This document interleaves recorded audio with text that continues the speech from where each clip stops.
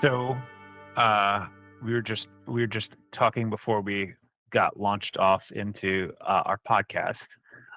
We were talking about a little bit about the job market, Eve, and how rough the job market has been for. And we've this has kind of been a theme that we've talked about, but like there are people who are leaving the industry altogether. There have been people who are like really having to like consider other things. So Yeah. Yeah, I was just talking to someone that, end up giving some work to whenever we have projects that need, like some analysis when it comes to funnels, marketing data, and other things. And they actually left the country, just to kind of wow, even be a little more honest. They left the country, I think, just to do some traveling. yeah, Um, and when talking to them, they told me, yeah, they're not coming back, and they are looking for work. Coming back to the US would be incredibly expensive for them. And so they're staying where they are, and trying to figure something else out. So I'm wow, feeling it from that point of view. I had another friend moved out of LA, right? And went back home to Chicago, did some traveling. And again, of course, there's only so much time before you're like, I got to go back. I got sure, to make some money, right? And it just feels a little dire. She's back. I mean, she's kind of dealing with like some family stuff right now, but outside of that, not in LA anymore. She can't do it. It's just too stressful there. And just like anytime hear people in Nashville talk about California, it's always like it's absolutely like you can't even live there. Like you're just being taxed up the wazoo, and it's dangerous. I'm scared. I mean, people in Chicago have been telling me that too. It's like I don't feel comfortable living in my neighborhood anymore. I have to leave. And just walking my dog is a little, scary for me or whatever. And so there's some of that. Another friend of mine is trying to sell her house. And that's been a predicament, selling mm, her condo, also in LA, and just hmm, like people wanting to buy. She even priced it like low so she yeah, can get out. yeah, And even then, she's like, yeah, she just told me the other day they backed out of the deal. Something happened. There's some kind of plunge in the stock market, and they're like, yeesh. you need to back out. I'm like, what in the world? Like, what's happening? So yeah, just kind of coming into talking today and really feeling like definitely something's in the air. In Nashville, there's definitely a bubble. I can Mm, feel the bubble. The bubble feels comfy. It's not as bad because, like, I think we can flex our money a little bit more here than in other states. yeah, So it's just, yeah, there's something definitely going on because I can feel it from the people I know and what's happening. I mean, I don't want to get into personal details, but gambling on the stock market, I personally know people who do that. yeah. And they even have like medical problems with their body because of the stress that it brings on. Oh, I'm sure. Oh, I'm yeah, sure. like dangerous, Yeah. crazy crap. So, yeah, I don't know.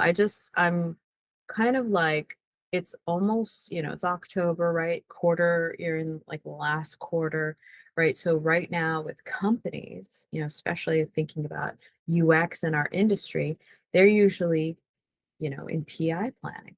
They're thinking about Mhm. their next quarter, their next year. And so budgets are really being, implemented and then closed out for the next year of 2026.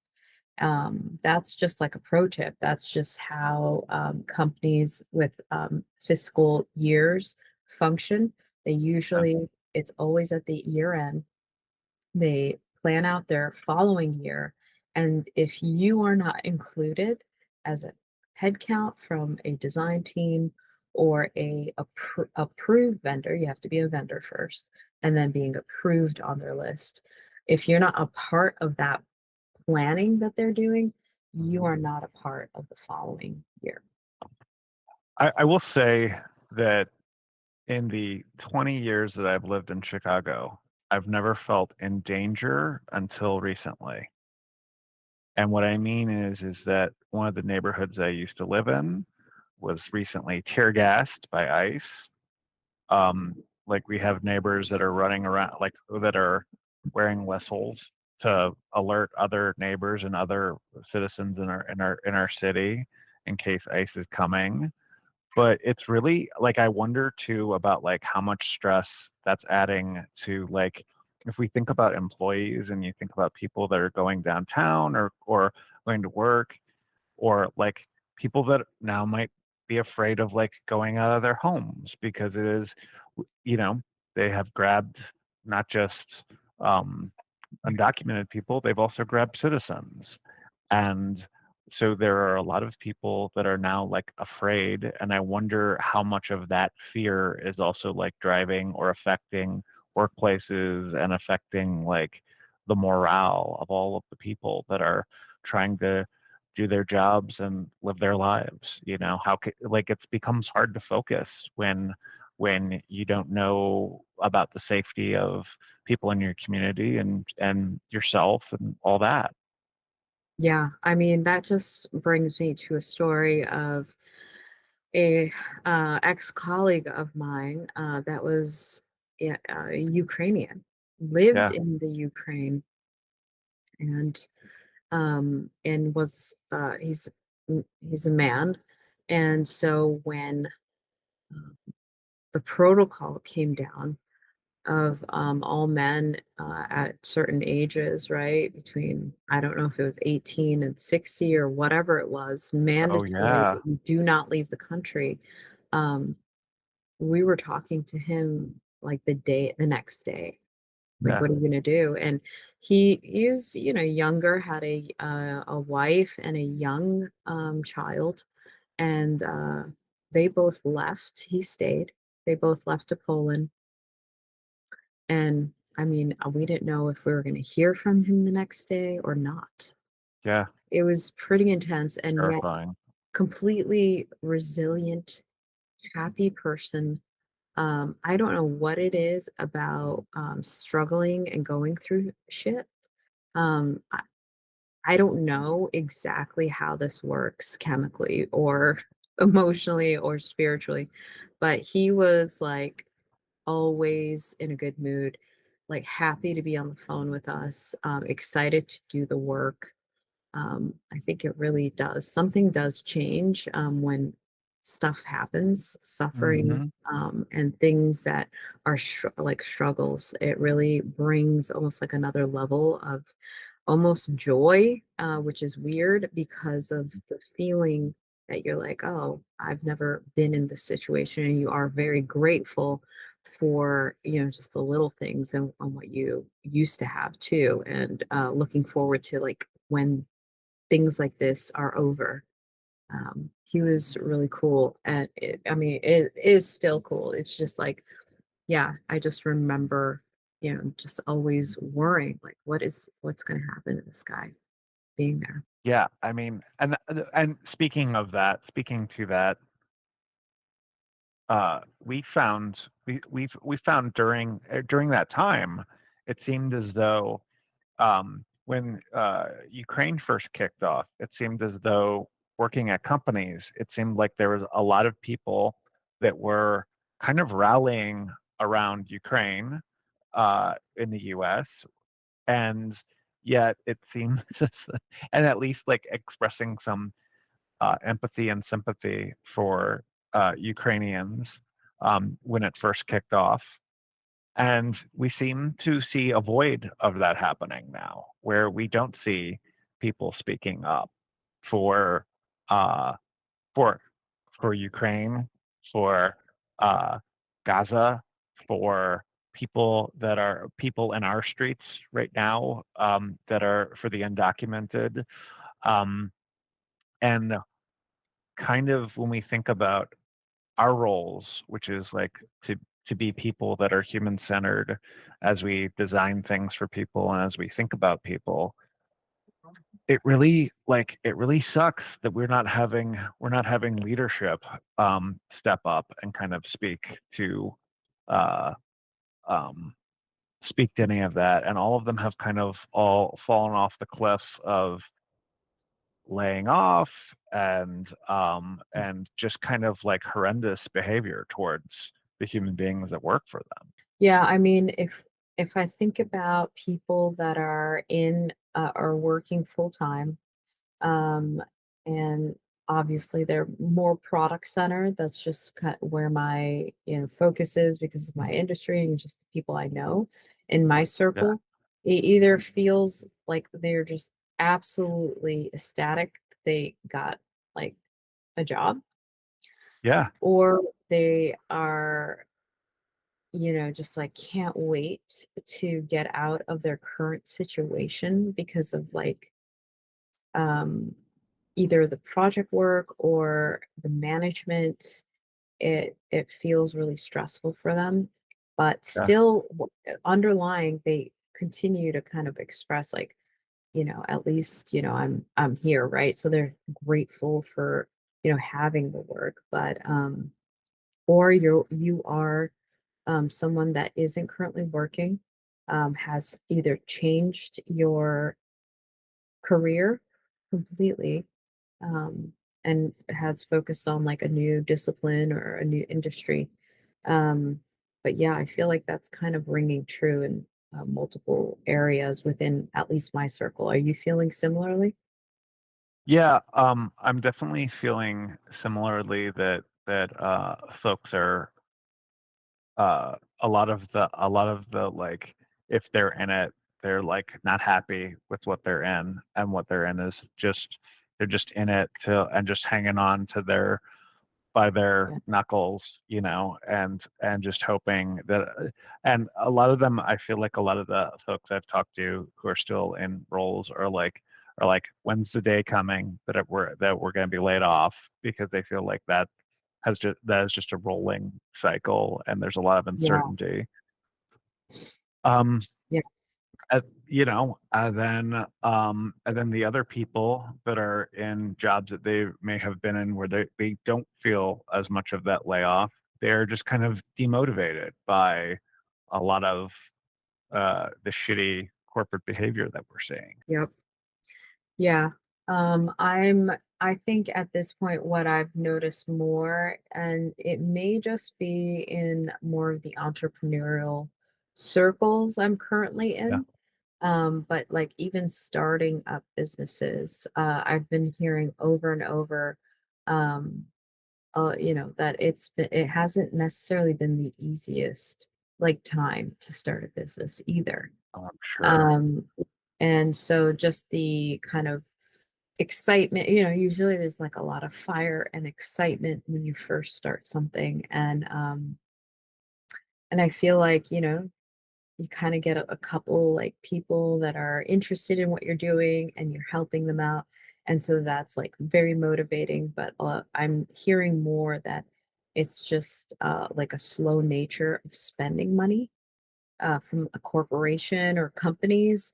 And I believe what's happening, and this is just, at least what I'm hearing and just kind of seeing, is there may just not be a lot of people spending money.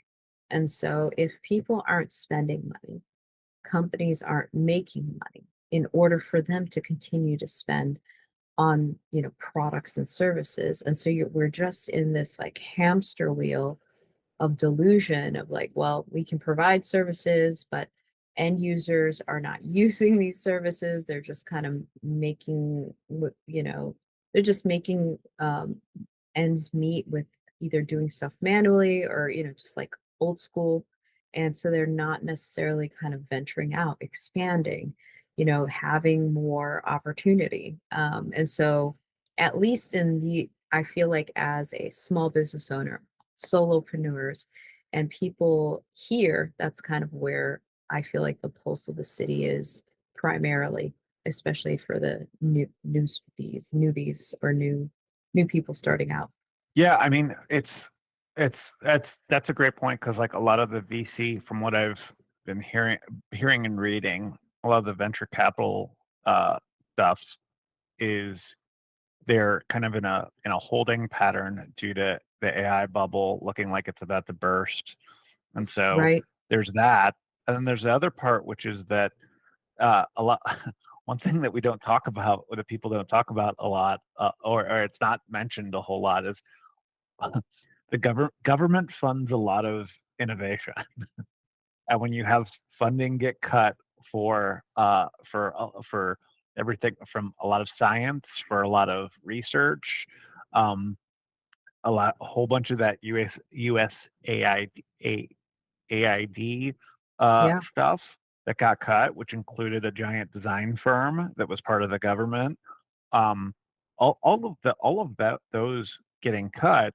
I mean, the internet was funded by the government. It was like a DARPA project originally, and so that also adds to a lot of uncertainty and even not knowing. I mean, looking at TikTok and looking at like the uncertainty around, is TikTok owned by China or is it owned by the US, or what's going on, like what is happening Sure. with that?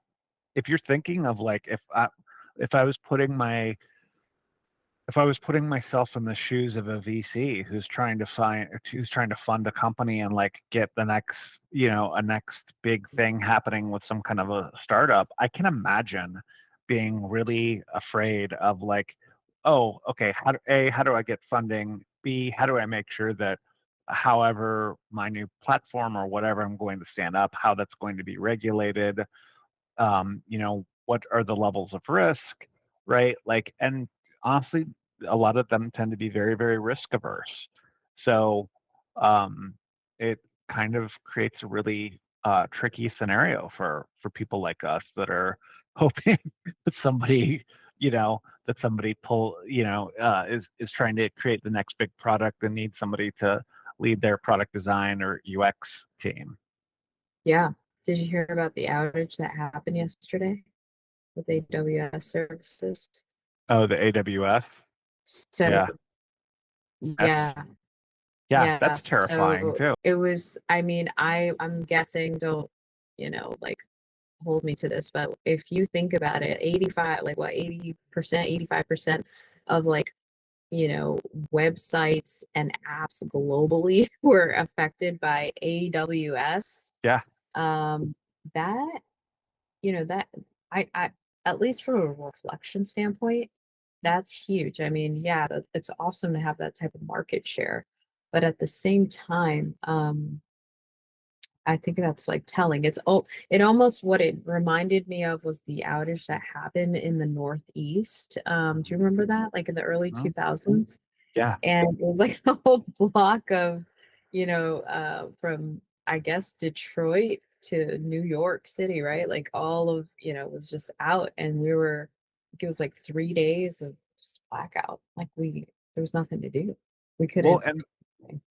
and why, like, even thinking about that percentage, right? Like an 85% of the internet being hosted by AWS is insane.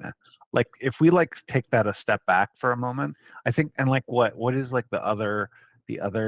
like the other 25% or so, or not 25%, like the other 15% or what is like or Oracle or some other Wasn't that companies, so right? last year's CrowdStrike malfunction, right?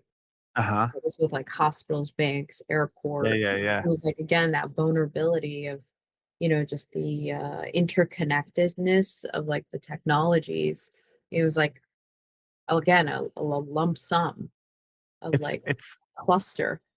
it's such a bad idea to think of like it all being centralized. Like it kind of made sense back in the fucking like AOL days, like that. Because right, like because worst if the worst thing happens back when we were kids and in the 90s, 90s 2000s, right? early 2000s, if you had an AOL outage, the world wasn't over. Like, it was fine. Everything was there was not gonna be, you might have had a little stock market dip, because there still was, people were starting to make purchases online, and there was starting to be some movement uh, of uh, of businesses online, but it was not the fuck ton disaster of like imagine, like, you could imagine if that outage had been permanent, like what would that would have been disastrous for all of us. And the fact that it was out at all is concerning, because did they say what took it down? Do they know what took it down? Was it Russian? That would be a hot take.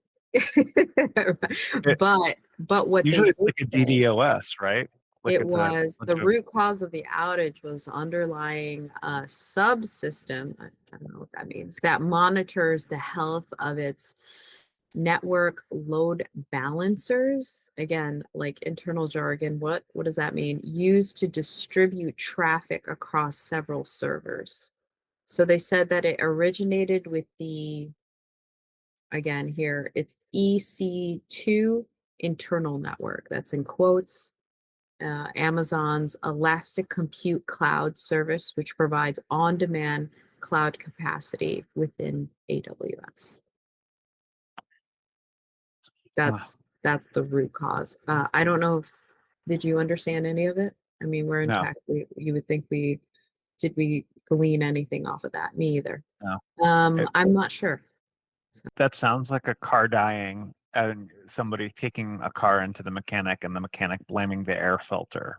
Like, it just like like this air filter is really clogged, and it ruins your entire it destroyed your Toyota. yeah, you need a Like, new I don't transmission. like what like that just that sounds like a I have no idea. That sounds like a sus excuse Um, for versus saying we got hacked by the Russians, right? And like, I would think that, like, I'm not trying to be conspiratorial, well, but here's no, you know what? I feel like, yeah, we can go there, but here's what I think, and I don't, it's to me, this isn't conspiracy. If we just look at facts, yeah. when you cut people, right? When you cut, the costs, cut corners, get an Oh application, yeah. then you forget that you skipped, some sort of, major step in this. Like, what do you think's going to happen, right? So to Oh me, this is a direct result of, yeah. firing, you know, uh, like critical departments Oh, within your totally. I could organization. totally see that too. Except that's I that literally, is that's what I actually thought of. That's exactly that what. is that actually feels equally as plausible as um yeah, that feels completely true. Like, somebody who's been at Amazon who has like a bunch of domain knowledge, and then they just let go of Peter because they had no idea what Peter did, and it turned out Peter knew yada yada that they needed to maintain. Yeah, I could totally see that happening. I mean, like, to me, it's like the CrowdStrike thing. Same. I mean, Yeah. anytime I see stuff now it's like, oh, that's unusual. Like when you see, source code on, Netflix's, UI, you're like, why am I seeing this? Like, who's who's working at Netflix right now? And why do I see like the button code instead of like the button source code instead of, me clicking on the button here? I do think these are direct results of, just yeah, what's kind of happening within our industry and what we've been talking about. I mean, I would say for a couple of years now, so this isn't new. This has like just been a telltale sign since pretty much, I think, I'd say what, 2022, 2023, when Google started to let go of staff, the products, product departments, and not in, like, I would say, a humane way either. Oh, These were, just like, oh, you're shutting down your computer and you logging in on Monday and you can't get on your laptop anymore, but you're not sure why. Yeah, Situation. yeah, like I, the for people that don't know the way I mean, the way a lot of layoffs work is that you get an email in the morning. I'm at least talking about how mine work. I got a surprise email in the morning, get a surprise email that says, you've been let go, where you're like, what the fuck? And like you have no clue, where you're like, okay.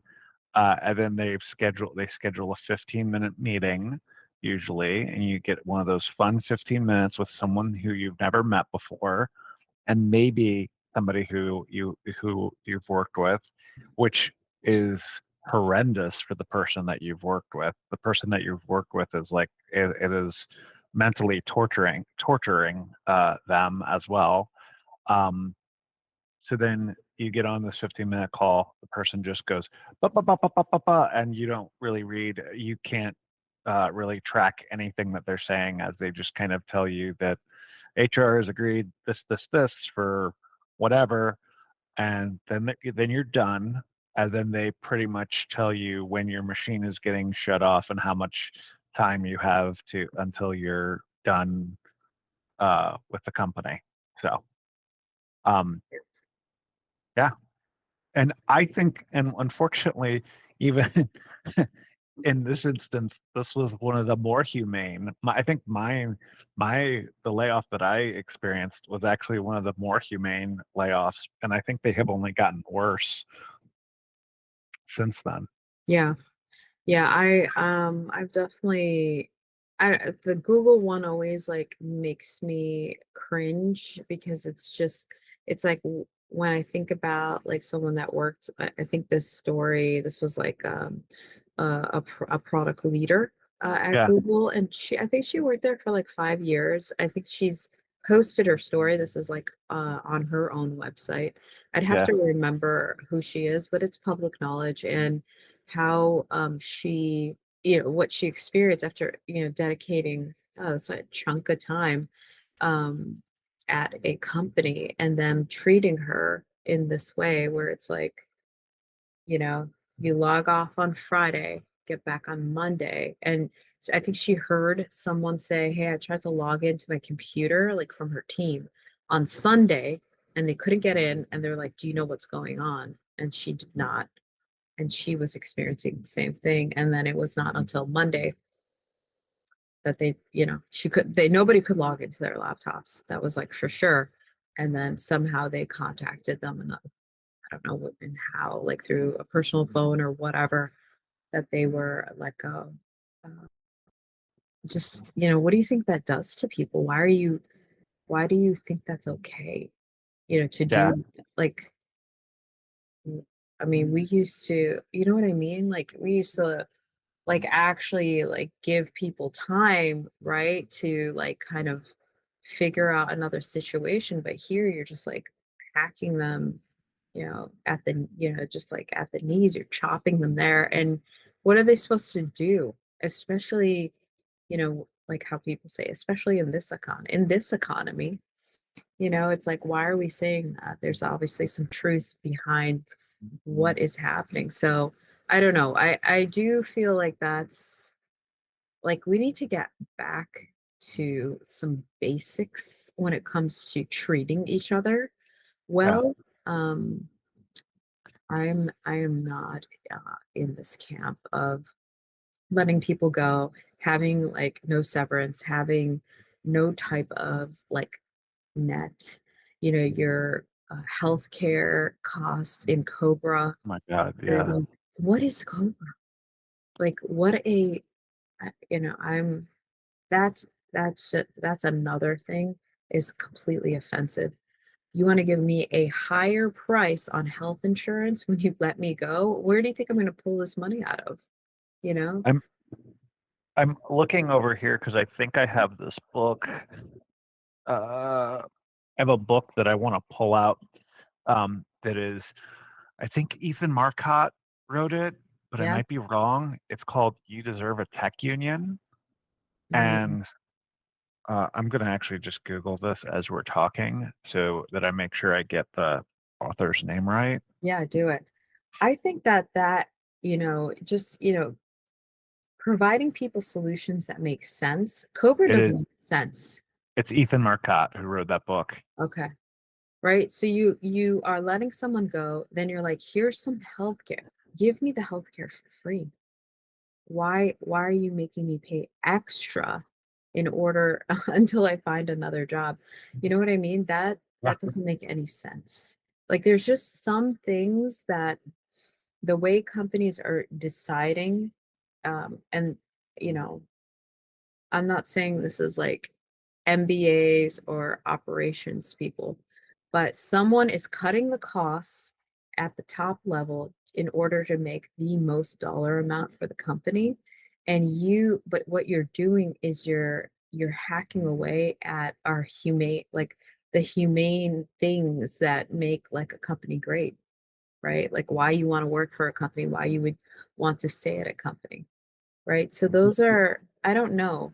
Like it really rubs me the wrong way how we're treating people, especially when you think of, companies and you working there for a long time and dedicating yourself to excellence and providing, a service, your service to this company. I mean, I learned that from working at companies. I've learned that I want to provide the most excellent service I can provide, even if the company doesn't, let's say, isn't treating me well, and that I'll just move on. But that's like just reciprocation. Like if one person's treated unfairly, I know we think, oh, that's just one person and that's that person over there. But we are actually all interconnected. Whatever's Totally. happening to that person is going to happen to us. Like that is like 100% like the way things work. I mean, it's like to me, it's like the issue with like something in the body.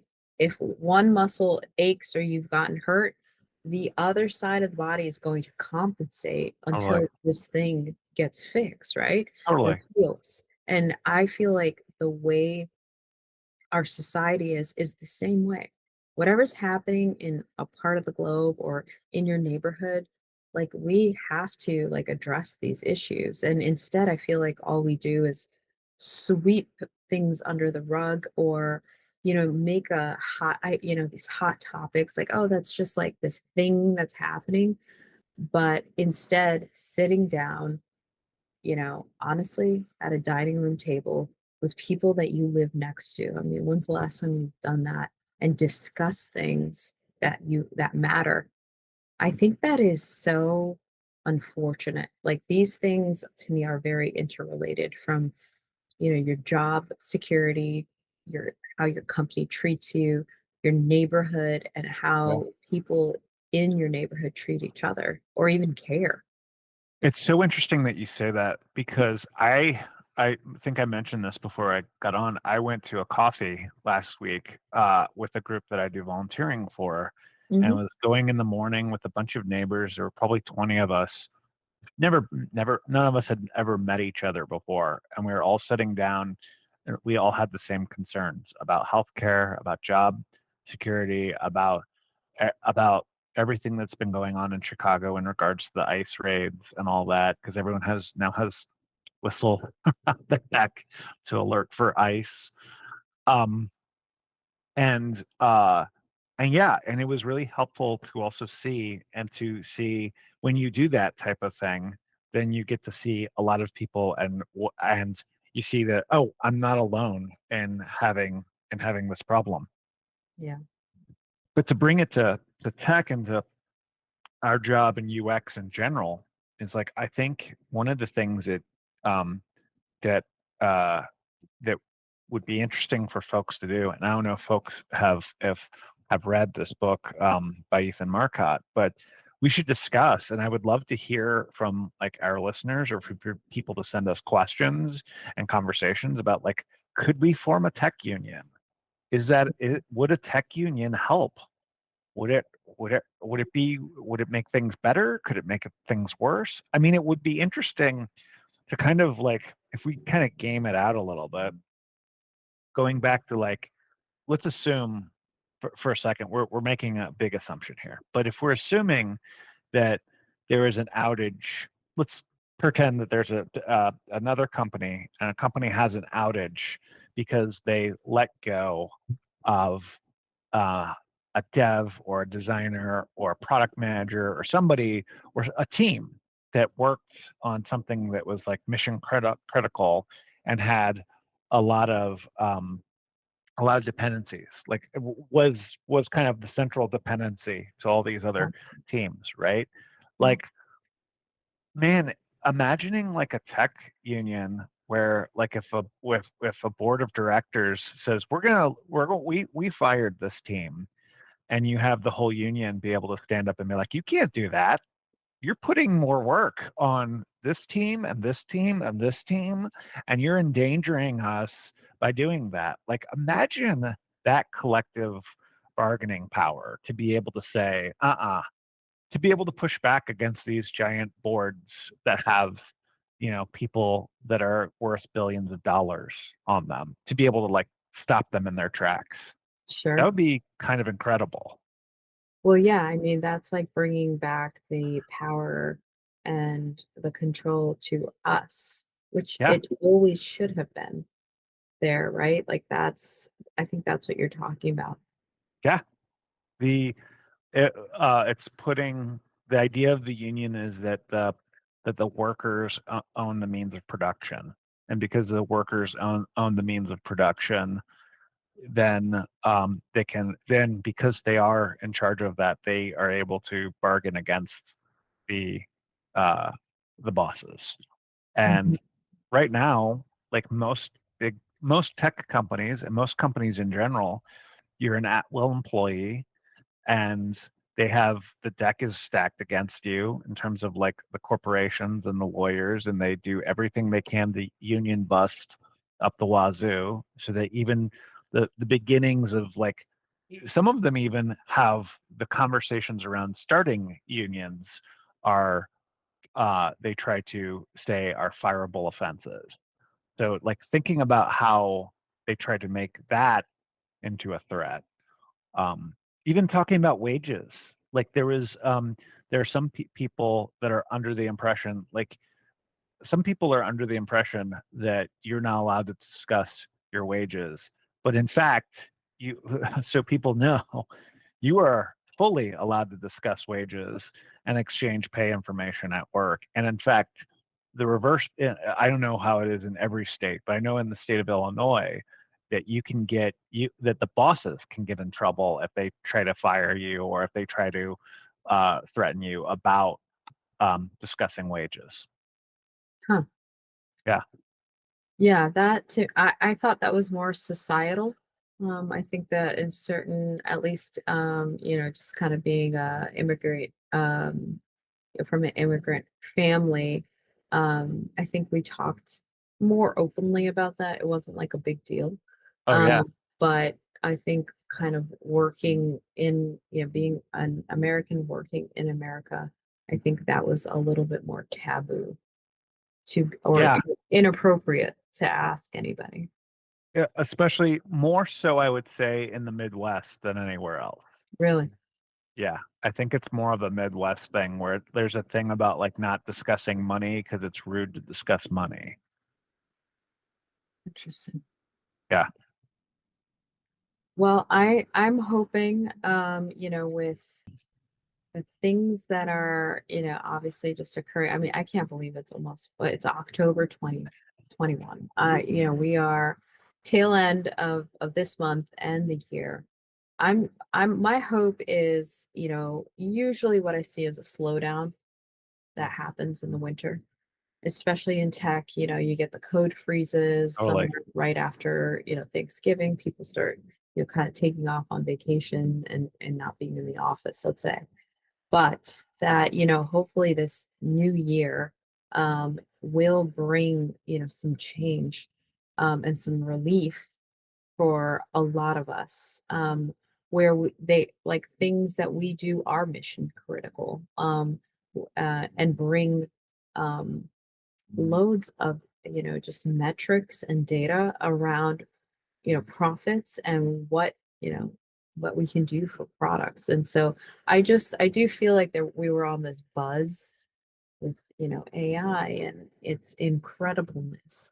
But the reality is the reason why it's incredible is because of our master expertise in what we can provide it, in order for it to look so incredible. I would like, what I was thinking about?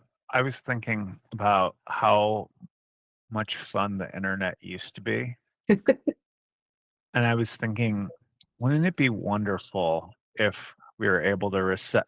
Like, I feel like a lot of us, I'm sure sometimes I wish that there was a big reset button we could hit and we could run it back before social media and we could run it back before AI, because I don't think generative AI has been really helping us. I've been thinking about how valuable a blank page is and how valuable like that emptiness is and boredom and the ability to like just like I was riding my bike the other day and I think about how like when you ride your bike or when you do something where or if you're in a car like and like staring out a window or at a train or something, like how it allows your brain to like wander and imagine and how important that is, and versus typing in a prompt and having it like just spit garbage out to you.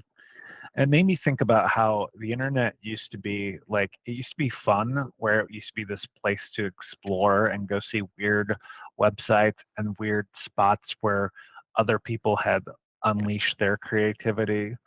Um, and I I don't know that like right now, the version that we have right now is very helpful in that regard. I It's mean, I agree with you. I think what you said is beautiful. I think there is a beauty to the boredom yeah, and the blank canvas and writing and, reflect. I think what you're really talking about is reflection. And yeah, how much time have you given yourself to reflect? And I'm more, weird, and that's probably why I'm in UX. I need that in order to feel normal. So, but yeah, just journal, like just journaling, going to a coffee place, yeah, grabbing, your favorite drink, sitting there and not looking at your phone. Like, yeah, like there was that joke where it's like, you're just sitting and staring outside the window like a psycho. Why is that why is that psychotic? Did you ever hear that, like, phrase? yeah. Or it's like, why are we saying that? Why is that, like, It's creepy behavior? it's more insane that we are like now we'll go in places and everyone is looking at their black rectangle that they've pulled out of their pocket to like stare at. It's much stranger if you go onto a train. Like I'll go sometimes if I'm on a train. I usually will have a podcast on and I'll have my phone in my pocket, but I'll look around and everyone will have I'll have like music or I'll have a podcast playing in my head in my ears, but like I'll look around and I'll see everyone else has got the phone up to their face. Totally. And Not I only that, their whole body. So I've been paying attention to fascia. Oh my God, yeah. Brian, we should do a podcast about fascia. But anyway, Okay. and just like how Oh, because of this. deformed we've literally changed our, the structure of our head sits on our body. It's like insane. We are Wow. destroying our body. I'm It's sure. Yeah, we're just like the fascia just like starts to get really hardened and you think, "Oh, I'm just tight." Yeah. No, you're literally changing your body mechanics and your fascia is just trying to compensate to hold you in place. So, your head just doesn't fall off or something. I don't It's crazy. Like, it's crazy, like, what we're doing to ourselves. And I have to say, a lot of that is our dark UX patterns. Yeah, I agree. We should talk a lot about that next. There should be another episode about dark UX patterns. A lot of it's in social media and marketing.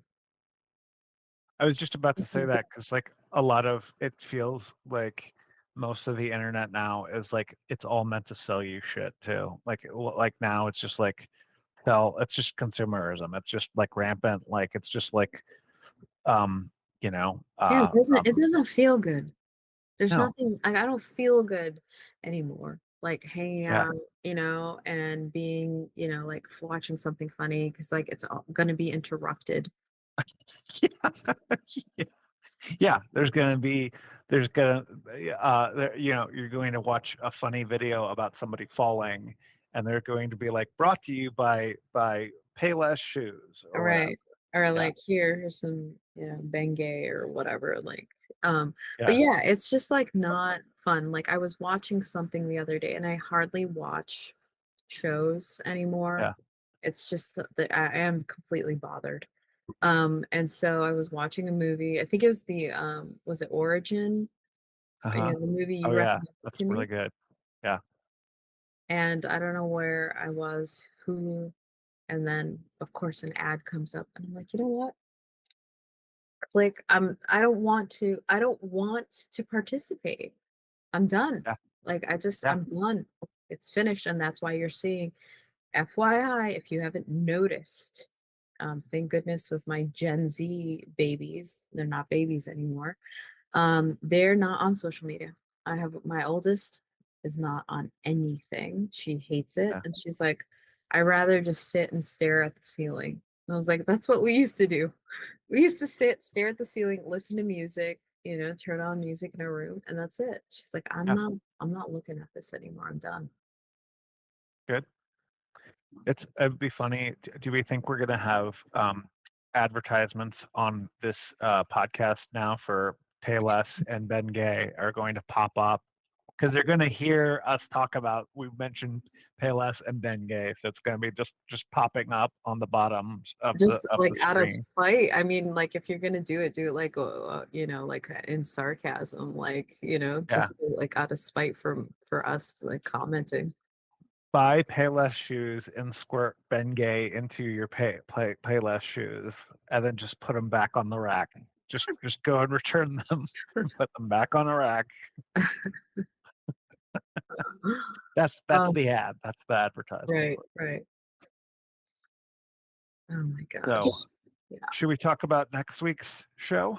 Well, yeah, I think, we were planning on doing it this week, but I think next week is probably hopefully nothing else is gonna happen between now and then.